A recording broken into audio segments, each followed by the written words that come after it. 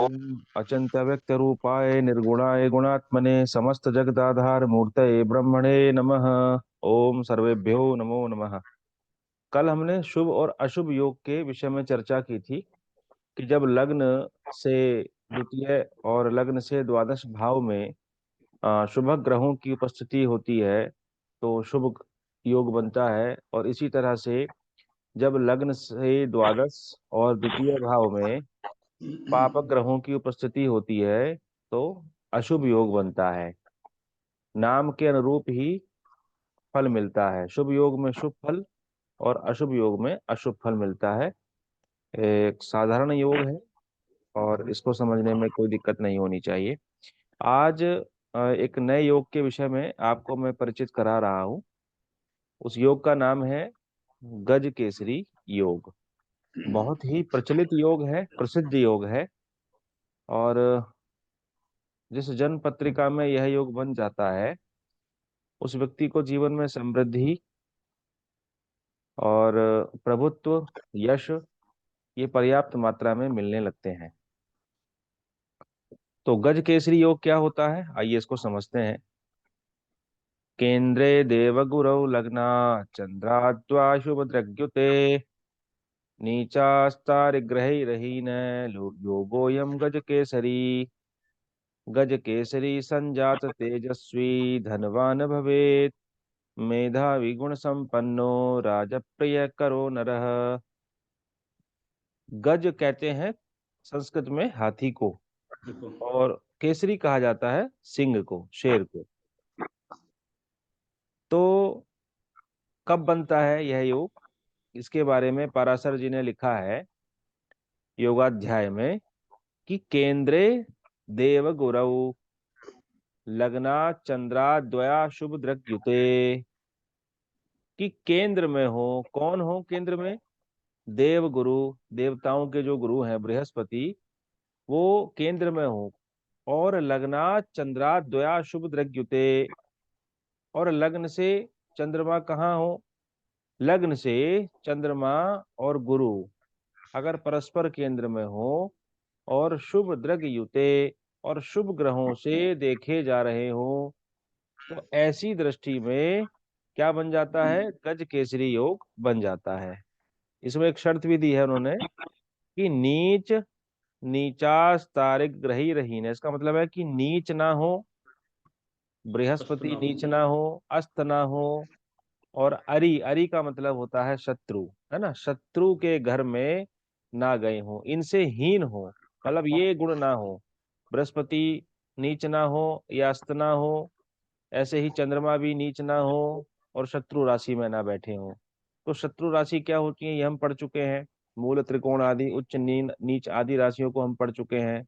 अस्त ग्रह कब होता है?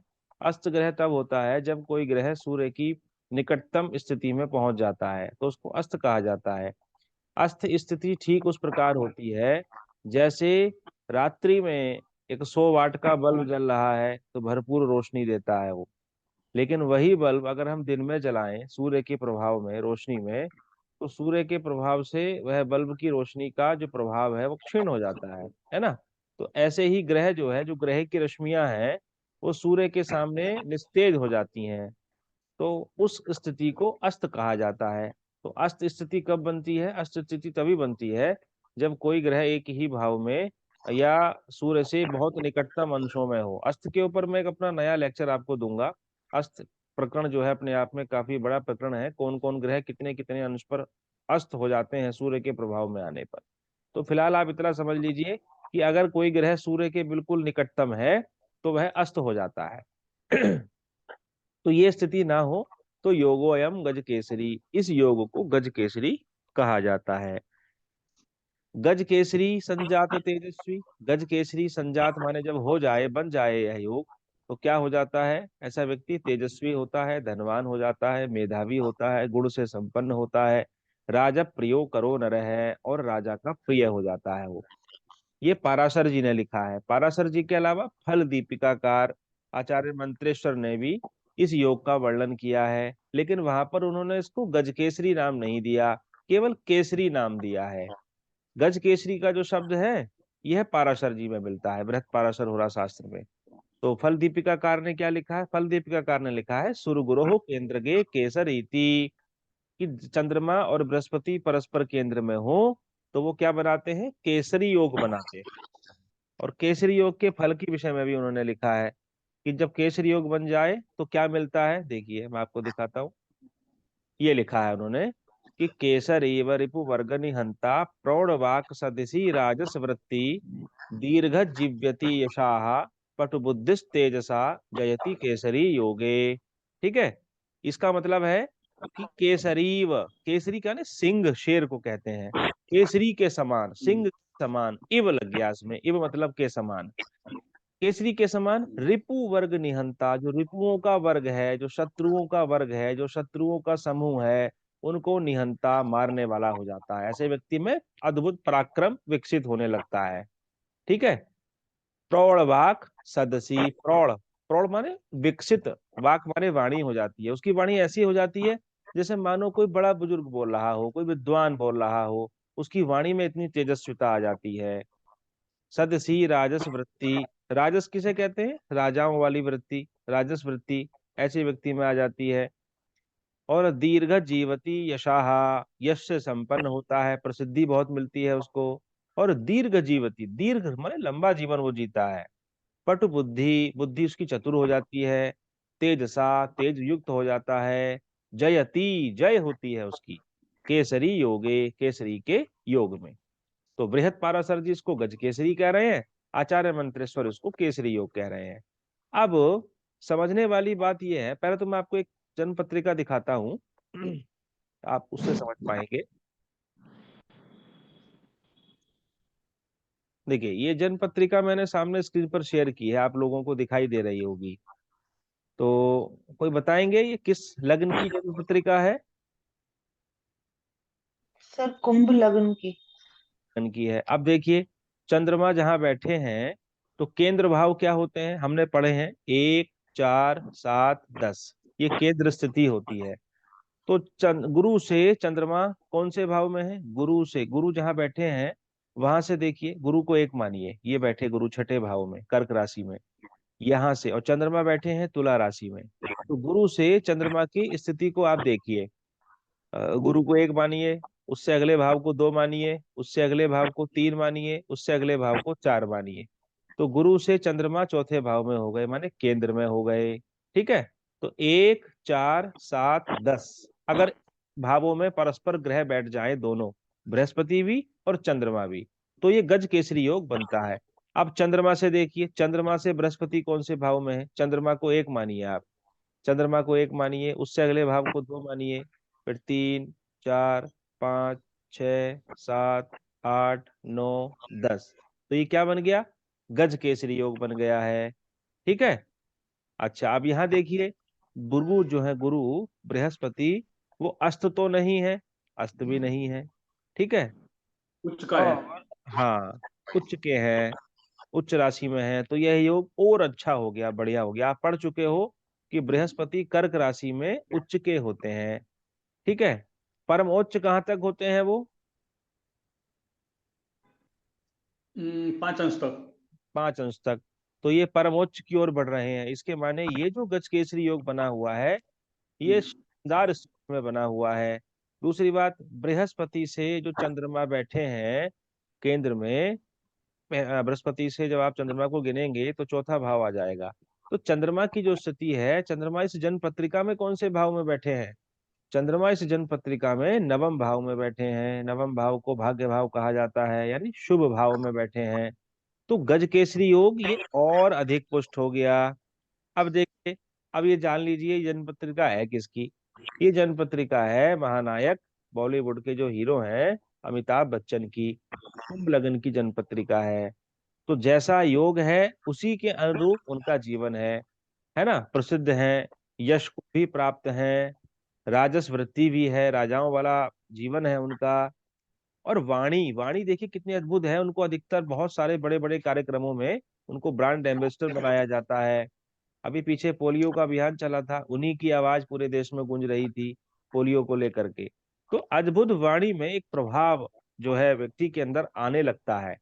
तो अब इन सारी चीजों में बृहस्पति से चंद्रमा केंद्र में हो या चंद्रमा से बृहस्पति केंद्र में हो, परस्पर केंद्र में हो, केंद्र से मतलब 1 4 7 10 का संबंध हो, तो उसको केंद्र का संबंध कहा जाता है। उसमें भी वो ग्रह अपनी उच्च राशि में हो तो और अच्छा फल देता है। अब इसको चूंकि बृहस्पति शुभ ग्रह है ना, चंद्रमा भी शुभ ग्रह है, दोनों ही शुभ ग्रह हैं, परस्पर जब केंद्र में हो जाते हैं तो ये जो है जातक के जीवन में समृद्धि को बढ़ाते हैं। तो बृहद जातकम में भी इसके बारे में लिखा है कि गज केसरी संजात तेजस्वी धन धान्यवान, कि गज केसरी के योग में जातक जो है वो धन धान्यवान हो जाता है। ठीक है। और फल दीपिकाकार ने भी लिखा है, बृहद पाराशर हुरा शास्त्र में भी लिखा गया है, सारावली में भी लिखा गया है इसके बारे में। तो अब आप इस समझिए, अब कभी कभी ऐसा भी होता है कि बृहस्पति और चंद्रमा केंद्र में होते हैं, दोनों परस्पर केंद्र में होते हैं, और पता चला व्यक्ति जो है वो छोटी मोटी मजदूरी करके अपना जीवन यापन कर रहा है।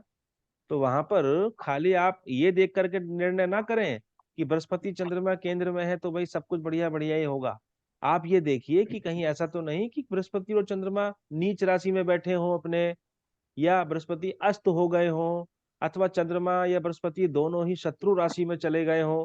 अगर है तो उसके अनुरूप जैसा योगों का वर्णन लिखा है वो नहीं मिल पाएंगे। ठीक है। दूसरी बात, मान लीजिए एक व्यक्ति है, मजदूरी का जीवन जी रहा है, बृहस्पति अस्त भी नहीं है, चंद्रमा शत्रु राशि में भी नहीं है, परस्पर केंद्र में भी है, सब कुछ ठीक ठाक है, फिर भी वो कहता है कि गजकेसरी योग बनने के बाद भी मेरी जन्म पत्रिका के अनुरूप फल नहीं मिल पा रहा जैसा शास्त्रों में लिखा हुआ है। तब आप क्या देखेंगे? तब आप बलाबल को देखेंगे कि चंद्रमा का बल कितना है, बृहस्पति का बल कितना है। बल होते हैं ना, षड बल होते हैं, तो षड बल 6 तरीके के बल हैं, उन बलों को निकाला जाता है। तो यहाँ पर क्योंकि ग्रह बली हैं, ठीक है, और तो इन सारी बातों का भी विचार आपको करना है। खाली क्योंकि ये ही नहीं देखना है कि अगर मान लीजिए जैसे यहाँ पर बृहस्पति बैठे हैं, तो बृहस्पति पर किसी क्रूर ग्रह की दृष्टि है? जन्म पत्रिका में देखिए, बृहस्पति को कौन देख रहे हैं? सर शनि बृहस्पति देख को रहे हैं। शनि देख रहे हैं। आप पढ़ चुके हैं कि शनि की तीसरी दृष्टि होती है, विशेष दृष्टि होती है। तो शनि की विशेष दृष्टि होने के कारण शनि ने अपना प्रभाव भी दिया है इस योग, क्योंकि शनि कौन है? शनि यहाँ पर लग्न के स्वामी है ना। अब एक ग्रंथ में लिखा हुआ है कि लग्न के स्वामी की दृष्टि अगर बृहस्पति पर हो तो उतना अशुभ नहीं करते, है ना। लग्न का स्वामी मतलब आपके शरीर का स्वामी है। बाई चांस यहाँ पर कोई और लग्न होती, जैसे मान लीजिए बृहस्पति के शत्रु कौन होते हैं? बृहस्पति के शत्रु बताइए। शुक्र। शुक्र है मान शुक्र। लीजिए। तो शुक्र। शुक्र की, अगर शुक्र की लगन होती और शुक्र मान लीजिए बृहस्पति से 7वें भाव में होते, यहाँ होते 12वें घर में, तो 12वें घर में होने से शुक्र की 7वीं दृष्टि बृहस्पति पर होती, माने शत्रु ग्रह देख रहा होता, तो क्या होता? गज केसरी योग की तीव्रता में कमी आ जाती, बलाबल उसका कमजोर हो जाता। तो बहुत अच्छा, अच्छा, साधारण, इसकी भी 3 तरीके की स्थितियां हैं। और बृहस्पति और चंद्रमा की कौन कौन सी राशियां हैं, किन किन भाव में वो बैठे हैं। मान लीजिए बृहस्पति 6ठे भाव में बैठे हैं, चंद्रमा अष्टम भाव में बैठे हैं, दोनों ही ग्रह खराब भाव में बैठ जाए तो गज केसरी योग की जो तीव्रता है वो और कम हो जाती है। अब मान लीजिए राहु केतु भी साथ में हो जाएं, बृहस्पति और केतु, बृहस्पति और चंद्रमा के, जैसे यहाँ पर बृहस्पति के साथ में और चंद्रमा के साथ में कोई भी पाप ग्रह नहीं बैठे हैं, अकेले हैं दोनों, तो यहाँ पर अच्छी स्थिति है। अब मान लीजिए बृहस्पति के साथ यहाँ पर राहु हो जाते, चंद्रमा के साथ यहाँ पर उनके शत्रु हो जाते, मान लीजिए शनि बैठ जाते, अच्छा हालांकि चंद्रमा का शत्रु कोई नहीं है, चंद्रमा से सम ग्रह कोई बैठ जाते या कोई पाप ग्रह बैठ जाते, तो क्या होता? इस योग में कमी आ जाती, फिर जैसा फल शास्त्रकारों ने लिखा है वो फल नहीं मिलता। तो प्राय लोग करते क्या है गलती, सबसे बड़ी गलती क्या होती है इसमें? खाली ये देख लिया जाता है कि बृहस्पति से चंद्रमा परस्पर केंद्र में है तो गज केसरी योग बन गया, और सीधा सीधा उसका रिजल्ट बोलना शुरू कर दिया, और वहीं पर हम लोगों से भूल हो जाती है। और गोचर में ये तो चूंकि जन्म पत्रिका है, जन्म की स्थिति है, अब इन व्यक्ति के जीवन में, अमिताभ बच्चन के जीवन में जब बृहस्पति और चंद्रमा परस्पर केंद्र में होंगे गोचर में, क्योंकि बृहस्पति लगातार भ्रमण कर रहे हैं, चंद्रमा भी भ्रमण कर रहे हैं, जब गोचर में ऐसी स्थिति बन जाए कि बृहस्पति और चंद्रमा परस्पर केंद्र में हो जाएं, तो उनको इस योग की तीव्रता और जो है आपको बढ़ करके मिलने लगेगी। और मान लीजिए बृहस्पति की दशा चल रही हो, चंद्रमा की दशा चल रही हो, तो गज केसरी योग पूर्ण रूप से प्रभावित करता है जीवन में, है ना। तो क्योंकि योग जो बना है वो बृहस्पति से और चंद्रमा से बना है, तो संबंधित ग्रह की दशा में, अंतरदशा में, प्रत्यंतर दशा में गज केसरी योग की तीव्रता बढ़ करके व्यक्ति को मिल जाती है। अब आप मुझे बताएं, आपको इस टॉपिक से संबंधित कोई जिज्ञासा, कोई शंका इसमें?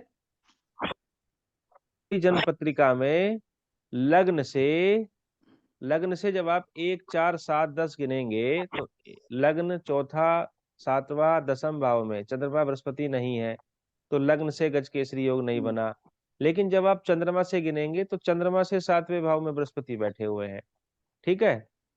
कभी कभी सर ऐसा भी अमिताभ होता है, बच्चन, कभी कभी ऐसा भी अमिताभ होता बच्चन। है, कभी कभी ऐसा होता है, जैसे मान लीजिए लग्न में ही चंद्रमा बैठे हों, यही चंद्रमा अगर यहाँ होते सिंह राशि में और बृहस्पति होते यहाँ पर 7वें भाव में, तो हम क्या कहते कि लग्न से भी बन गया और चंद्रमा से भी बन गया, है ना। क्योंकि लग्न में ही चंद्रमा बैठे हैं, तो लग्न से भी बन गया, लग्न से भी केंद्र में बृहस्पति बैठ गए और चंद्रमा से भी बृहस्पति केंद्र में बैठ गए, तो वो पूर्णता को प्राप्त कर लेता।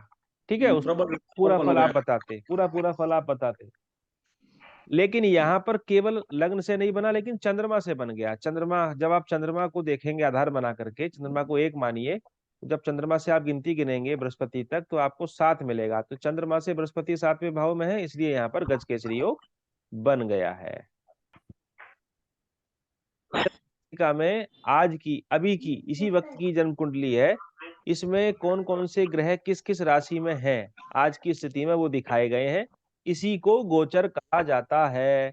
जैसे बृहस्पति मेष राशि में चल रहे हैं, कब तक रहेंगे? अप्रैल तक रहेंगे। अप्रैल में लगभग साल भर के बाद बृहस्पति राशि बदल देते हैं। तो ये बृहस्पति कूद करके इस बच्चे की जन्म कुंडली में बृहस्पति कहाँ आ जाएंगे, कौन से भाव में आ जाएंगे? दशम भाव में। भाव में आ जाएंगे। अब भाव। ये चूंकि छोटा बच्चा है, अगर ये नौकरी कर रहा होता तो हम ये कहते कि भाई बृहस्पति दशम भाव में आ गए हैं, तो नौकरी के क्षेत्र में कुछ ना कुछ शुभ घटित होने जा रहा है। आपके गोचर में बृहस्पति आपके दशम भाव में चल रहे हैं। तो ऐसे ही अपनी जन्म कुंडली में ये जो ग्रह इन इन राशियों में लिखे हुए हैं, आप अपनी जन्म पत्रिका में इन ग्रहों को इन्हीं राशियों में लिखिए आप, तो आपको स्थिति चेंज दिखाई देगी। वो उसको कहेंगे आपकी गोचर कुंडली। जैसे राहु चल रहे हैं मीन राशि में, शनि चल रहे हैं कुंभ राशि में। कुंभ राशि में शनि कब तक रहेंगे? अब हमको तो गोचर याद हो चुका है, प्रतिदिन देखते हैं। तो शनि मार्च 25 तक रहेंगे, है ना। मार्च 25 के बाद में ये शनि कूद करके कहाँ पहुंच जाएंगे? अगली राशि में, मीन में आ जाएंगे। ऐसे ही इस समय मकर राशि में 2 ग्रह चल रहे हैं, सूर्य चल रहे हैं, बुध चल रहे हैं। धनु राशि में शुक्र चल रहे हैं, मंगल चल रहे हैं।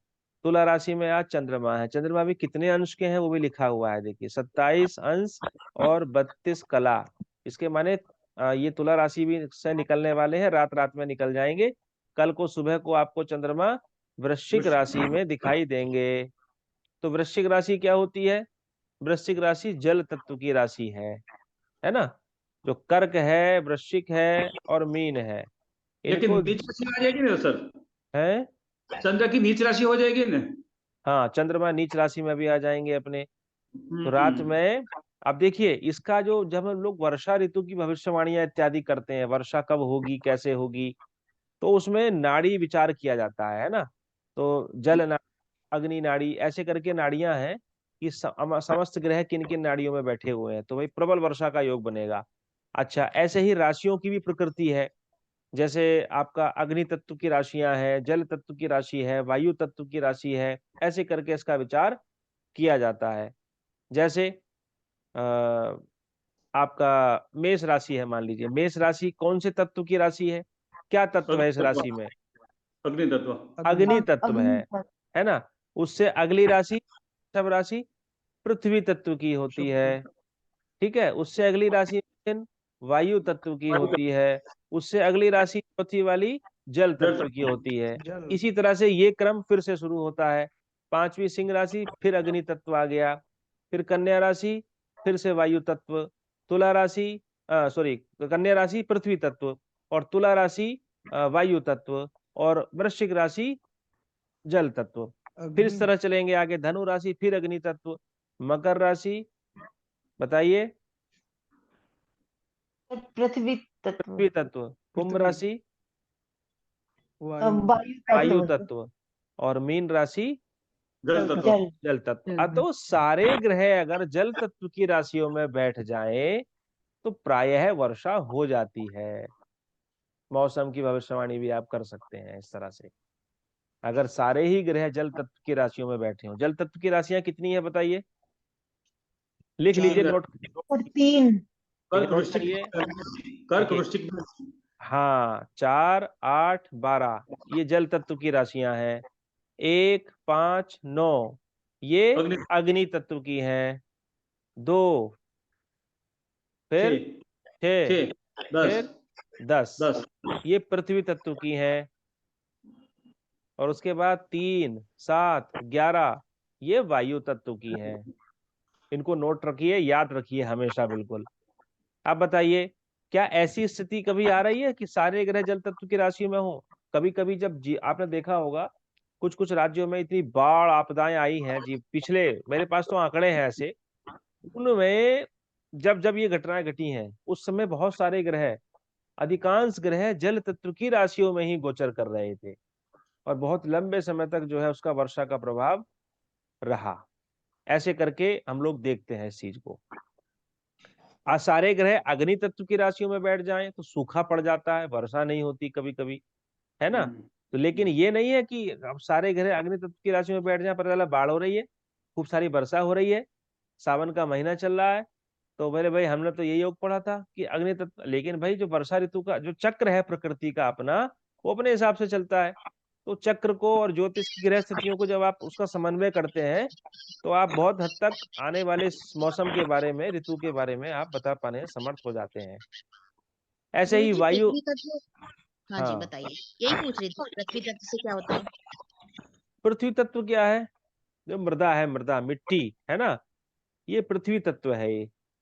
तो ये पृथ्वी तत्व में सारे ग्रह बैठ जाएं अगर, तो व्यक्ति थोड़ा सा क्या हो जाता है, वजनदार हो जाता है, चर्बी बढ़ने लगती है, वजनदार। पृथ्वी तत्व क्या है, भारी तत्व है ना, तो इसमें वजन है। ऐसे ही वायु तत्व है, हल्का तत्व है। वायु तत्व वाले लोगों में प्राय शरीर उनका लंबा हो जाता है। आप देखा, अभी मैंने आपको जन्म पत्रिका किसकी दिखाई थी, अमिताभ बच्चन की। कुंभ लगन की जन्म पत्रिका है, और कुंभ लगन क्या है, कुंभ राशि क्या है, वायु तत्व की राशि है। ऐसा लगता है जैसे किसी ने सिर से और पैर से पकड़ के खींच करके ऊपर तक लंबा लंबा कर दिया हो। वायु तत्व के लोग प्रायः लंबे होते हैं और छरहरे इकहरे बदन के होते हैं। आपको स्थूल काय शरीर नहीं मिलेगा ऐसे लोगों का, ठीक है। हाँ, तो अग्नि तत्व है। अग्नि तत्व की राशि वाले में जो लोग होते हैं, यानी जिनका जन्म मेष लगन में हो, जिनका जन्म सिंह लगन में हो, ऐसे लोगों में अग्नि तत्व ज्यादा होता है। या धनु लगन हो, गुस्सा ज्यादा होता है ऐसे लोगों में, अग्नि तत्व ज्यादा हो जाता है, तो क्रोध ज्यादा आने लगता है ऐसे लोगों में। तो इस तरह से हम इन सारी बातों का विचार करते हैं। ज्योतिष तो भाई अथाह सागर है। अब फिर नक्षत्रों का भी विचार किया जाता है कि किस नक्षत्र में बैठे हैं, ऐसे ही नक्षत्रों का भी स्वभाव है। मैं धीरे धीरे आपको ज्योतिष के जो भी विचारणीय विषय हैं उन सब से मैं आपको परिचित कराता रहूंगा धीरे धीरे। आप लगातार इसको सीखते चले जाइए, है ना। और जितना मैं आपको बताता चला जा रहा हूँ उसको नोट करते चले जाइए, अभ्यास भी करते चले जाइए। तो आपके मस्तिष्क में इतना सारा ज्योतिष पिरो दूंगा मैं 1 साल के अंदर कि आप बहुत अच्छी मात्रा में अपने जो आपके परिचित लोग हैं उनके जीवन के आने वाले समय का थोड़ा थोड़ा आकलन आप करने लगेंगे आप। सम्राट जी कुछ पूछ रहे थे आप? जी, जैसे कि आपने सर बताया कि पृथ्वी तत्व की जो राशियां रहेंगी वो वजनदार रहेंगे, थोड़ा भारी रहेंगे, ठीक है। हम्म। और मेरी कन्या राशि है, सॉरी कन्या लग्न है मेरी। हाँ, तो मोटा और होने के लिए वहां पे जिंदगी पड़ी है देवगुरु अभी आपकी। बृहस्पति बैठे हुए हैं। सर हाँ। जैसा आपने मुझे देखा है तो कहीं से भी इनका हाँ, तो अभी आपका जीवन बहुत है, अब पत्नी को आने दीजिए, पत्नी खिलाई पिलाई करेंगी, मोटे हो जाएंगे आप। पृथ्वी तत्व से मतलब केवल आप देखिए, आपने केवल एक स्थूल अर्थ ले लिया मेरा, कि मैंने बताया मोटे होते हैं, तो आपने अपने को जोड़ लिया जी उससे, है ना। आप देखिए कि आपकी बात में हाँ वजन है, ठीक है। पॉइंट आपने ऐसा पकड़ा जिसमें वजन है, ठीक है। तो ऐसे लोग जो है, उनकी जो विषय वस्तु होती है वाणी की, वो वजनदार होती है। हल्की बात नहीं करते ऐसे लोग, गंभीर बात, गंभीर विषय उनकी जो है वाणी में झलकते हैं। तो केवल एक अर्थ को लेकर के नहीं बैठना है। पाराशर जी ने सारावली में, अभी तो मैंने आपको जी राशियों का विवरण पढ़ाया भी नहीं, एक एक राशि के सौ कारक हैं, ठीक है। एक एक राशि के जी सौ कारक हैं। ये मैंने आपको थोड़ा सा एक स्थूल एक एक दृष्टि मैंने आपको दी है कि इस तरह से जो है राशियों के प्रभाव को देखा जाता है। जी। हाँ। सर जी अच्छा गुरुजी, धैर्य के लिए क्या, धैर्य जो होता है कई लोगों में होता है, कई लोगों में नहीं होता है, उसके लिए क्या जिम्मेदार होता है? देखिए, एक संस्कृत में उक्ति है, स्वभावो हि दुरति क्रमः, है ना। व्यक्ति का जो स्वभाव होता है, जो उसकी प्रकृति होती है, वो दुरतिक्रमः होती है, माने उसको बदला नहीं जा सकता। उसको कहते हैं जी फितरत। ये बोले भाई फितरत है इस आदमी की, इसकी तो फितरत ही ऐसी जी है। तो स्वभाव जो होता है, स्वभावो ही दुरति क्रमः, इसलिए ऋषियों ने अपने ग्रंथों में इस उक्ति को लिख दिया, सुभाषित को लिख दिया, ठीक है। तो कुत्ते का स्वभाव भौंकना है, वो भौंकेगा ही, ठीक है। शेर का स्वभाव दहाड़ना है, तो वो दहाड़ेगा ही, जो जिसके लिए बना है। आपको जो इसकी ग्रह स्थितियों से व्यक्ति के स्वभाव को पता करना है। अब ये सिंह लगन की जनपत्रिका सामने बनी हुई है, देखिए। सिंह लगन है, अग्नि तत्व की राशि है। जी। स्वामी ग्रह कौन है सिंह के? सूर्य सूर्य है, सूर्य। वो भी अग्नि तत्व से भरे हुए हैं, ठीक है। सूर्य बैठे किस जी। राशि में है? शनि हाँ, ग्रह शनि किस की राशि में। किस सत्व तत्व की ग्रह। राशि में बैठे हैं? पृथ्वी तत्व शनि बैठे हुए हैं पृथ्वी तत्व में। की राशि में बैठे हैं। सूर्य पर किस ग्रह की दृष्टि है? केतु की दृष्टि है। कैसे? पंचम दृष्टि है कि सूर्य पर? अच्छा, कहाँ लिखा है ये केतु की पंचम दृष्टि होती है, व्यास जी? राहु और केतु की पंचम पर नवम दृष्टि होती है, गुरु की जैसी। कहाँ लिखा है? मैंने पढ़ा है। किस ग्रंथ में? अभी वो तो पता नहीं है। पाराशर जी ने तो कहीं लिखा नहीं राहु केतु की पंचम नवम दृष्टि होती है।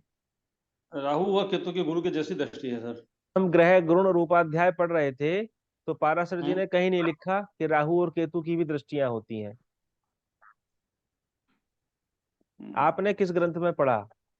उसका प्रमाण श्लोक संख्या हाँ सहित आप मुझे कल व्हाट्सएप पर भेजिए, ठीक है। चलो हाँ। बस। ऐसे आपको बताएं, एक योग बड़ा प्रचलित हो रहा आजकल। जब सारे ग्रह हम्म राहु केतु के बीच में आ जाएं, तो उसको हमारे हम्म ज्योतिष वर्ग आजकल नाम दे रहे हैं काल सर्प उपयोग। दोष। ये तो लेकिन गलत लगता है। सुनिए आप, काल सर्प हाँ दोष, इस नाम से एक ये जो शब्द है, ये ना तो पाराशर जी ने लिखा है, नहीं लिखा है। ना ही सारावली में ना ही फल हम्म दीपिकाकार आचार्य मंत्रेश्वर ने लिखा है। पता नहीं ये शब्द कहाँ से गढ़ लिया गया ज्योतिष वर्ग में। और ऐसे ही नहीं, हम्म अनेक अनेक प्रकार की, भाई लगन से, लगन में राहु हो, सप्तम में केतु हो, तो जो काल सर्प दोष बनेगा वो ये होगा, वो ये होगा, ये होगा। शास्त्रों के विरुद्ध जाकर के प्रसिद्ध ज्योतिषाचार्य भारतवर्ष के doctor K N Rao, doctor V Raman, हम्म है ना, हम लोग उस श्रृंखला को मानने वाले लोग हैं। उन्होंने ये कभी ना- इस शब्द को ये नहीं माना। वो बनता ही नहीं है, यो काल सर्प दोष है ही नहीं। नहीं होता काल सर्प दोष, समाज को जागरूक करने की आवश्यकता है। इसके जैसे नाम के पर, राव को भी। हाँ, इसके नाम पर भय दोहन हो रहा है। और आप हम्म लोगों को जागरूक करना है कि भैया इस शब्द के नाम से कोई प्रयोग हमारे ऋषियों ने, ग्रंथों ने नहीं लिखा है, इसलिए इसके पीछे मत जाइए।